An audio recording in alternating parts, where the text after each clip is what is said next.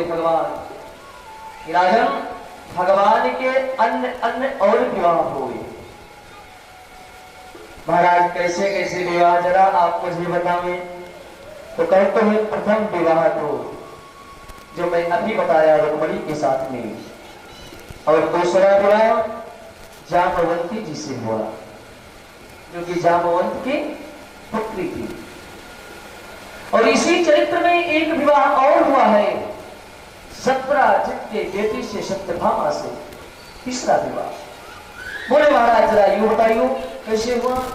तो बताते हैं सत्राजित एक मणि पाया था, श्यामंतक मणि। और घटना ऐसी घटती है कि सत्राजित का भाई प्रसेन एक दिन मणि को लेकर जंगल जाता है। जंगल में एक सिंह से मुलाकात होती है। सिंह ने प्रसेन को मार दिया, मणि को छीन लिया। मणि लेकर जब आगे बढ़ता है शेर, तो जामवंत जी महाराज ने देखा और जामवंत जी महाराज ने सिंह का वध करके मणि को लेकर के अपनी बेटी जामवंती को दे दिया।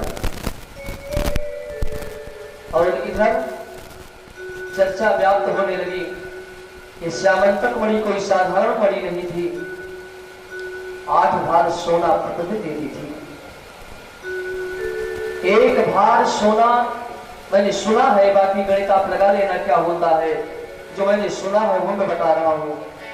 एक भार सोना 20 तोले का होता है और 8 भार सोना प्रतिदिन वो मणि देती थी। तो हो सकता है कहीं ना कहीं इसमें कृष्ण का हाथ ना। तो एक दिन सत्राजित अपनी धर्मपत्नी से आकर के बताता है, देवी बताना मत, मुझे लगता है कहीं ना कहीं द्वारिकाधीश मणि को हथियाने के लिए मेरे भाई का वध करा दिया, मणि को हथिया लिए। और माताओं को कोई बात पचती भी नहीं।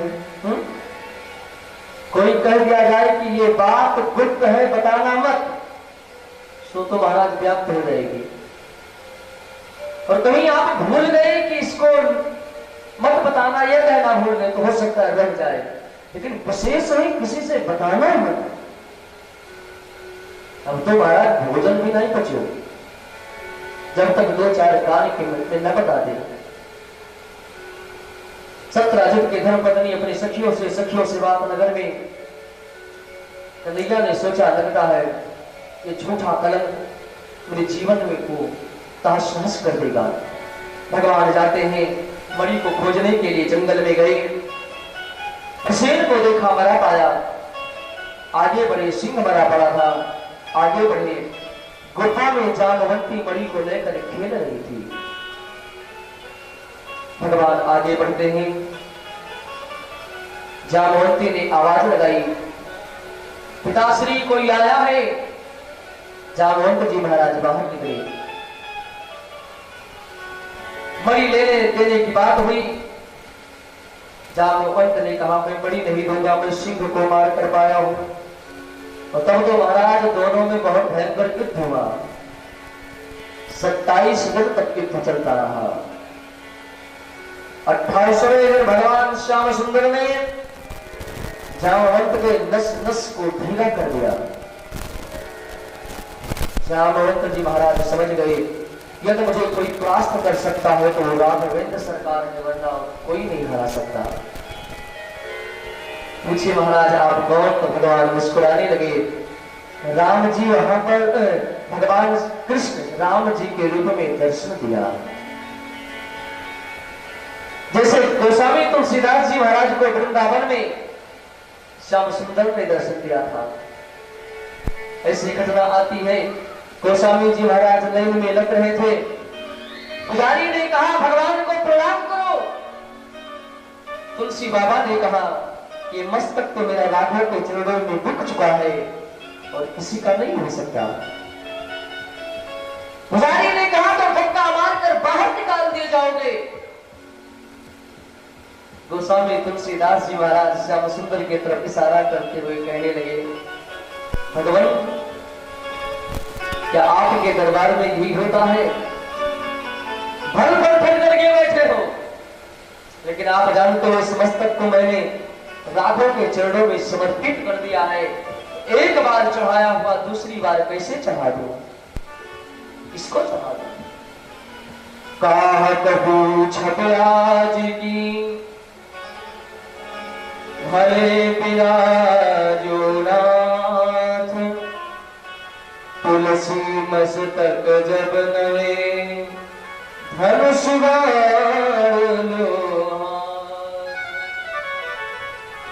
बहुत प्रसिद्ध दोहा और सभी के सामने भगवान का वो कृष्णमय दृश्य बदल गया, राम रूप हो गया।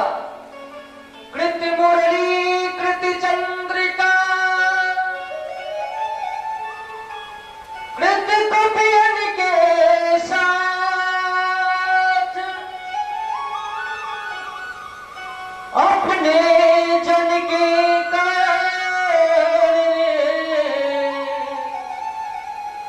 श्री कृष्ण रघुनाथ।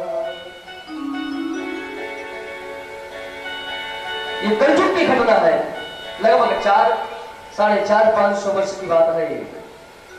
तुलसीदास जी महाराज के समय काल के बाद जामवंत जी महाराज ने कहा, महाराज मैं आपको पहचान लिया,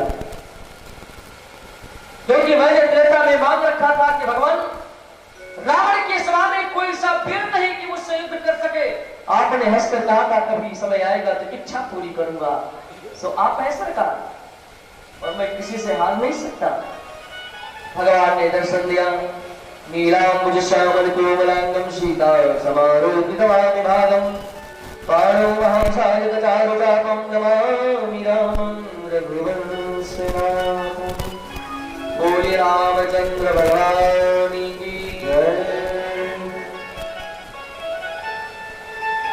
जामवंत ने कहा, महाराज आप पधारे यहाँ पर कैसे? सो घटना मुझे बताई हो। जामवंत ने कहा, सो ये मणि जो आपकी पुत्री खेल रही है, इस मणि के नाते मुझे कलंक लगा है, मैं इस मणि को लेने के लिए आया हूं। जामवंत ने कहा, महाराज मैं क्या बताऊं, मणि तो मैं दे देता आपको, लेकिन एक समस्या आ गई। क्या?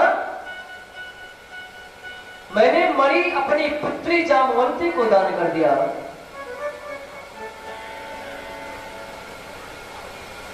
पुत्री से विवाह कर लो तो पुत्री का धन आपका हो जाएगा। और महाराज में खोजता फिरता, लेकिन आपके समान सुंदर वर मुझे प्राप्त न होता। भगवान ने कहा ठीक है। वहीं पर भगवान ने पाणी ग्रहण किया और मथुरा लेकर के आते सो मणि सत्राजित बदल दिया। बोले भैया देख, मुझे जो कलंक लगा था, इस नाते मेरा कर्तव्य था कि मैं मणि को खोजूं, ले मणि पकड़ दो। अब तो मथुरा में पूरा व्याप्त गई बात। कन्हैया तो ऐसा हो ही नहीं सकता। सत्राजित कहां पर कलंक लगा रहा था। सत्राजित तो लोग गाली देने लगे। सत्राजित ने सोचा इस गाली से तभी बचा जा सकता है कि अपनी बेटी का विवाह श्याम सुंदर से कर दो, और जब लोग समझेंगे कि द्वारिकाधीश के ससुर जी हैं, मुझे कोई गाली नहीं देगा। सत्राजित ने कहा, महाराज एक निवेदन है आपके चरणों में। क्या? महाराज सो ये मेरी पुत्री है ना, मैं आपको दान करना चाहता हूं, आपसे विवाह करना चाहता हूं। भगवान ने कहा क्यों? बोले महाराज देखो, आपको कलंक लगा मणि का,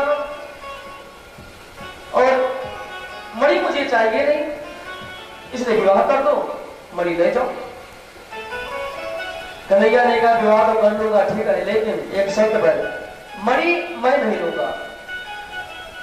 नहीं लोग यही समझेंगे कि द्वारकाधीश नीति का प्रयोग करके कन्या से विवाह करके मणि को हथिया लिया। कि सोना जैसा बेकार कोई वस्तु नहीं है। सोना सोना, सो माने वह, ना माने ना। वह कौन है? परमात्मा। जिसके पास सोना ज्यादा हो जाता है वह सोना नहीं रह जाता। अपने सोना के अहंकार में सो अहम को भूल जाता है। कन्हैया ने कहा ठीक है, मैं विवाह करूंगा, मगर मणि को तुम्हें रखना पड़ेगा। हाँ मानते हो तो इससे निकलने वाला 8 बार सोना तुम प्रतिदिन राजकोष में ले लिया करना। 17 जितने का ठीक हमारा जैसी आपकी अच्छा आज्ञा। तो कहते हैं भगवान ने तीसरा विवाह सत्यभामा जी से किया। पहला विवाह रुक्मिणी से, दूसरा जामवंती से, तीसरा सत्यभामा से किया। कहते हैं भगवान श्री सुखदेव ने कहा राजन भगवान जहां पर गए वहां से दुल्हन लेकर के अपने लिए आए। भगवान के बड़े विचित्र विचित्र विवाह होते हैं। चौथा विवाह किस प्रकार कैसे होता है श्रवण करेंगे हमारे जो पंडित जी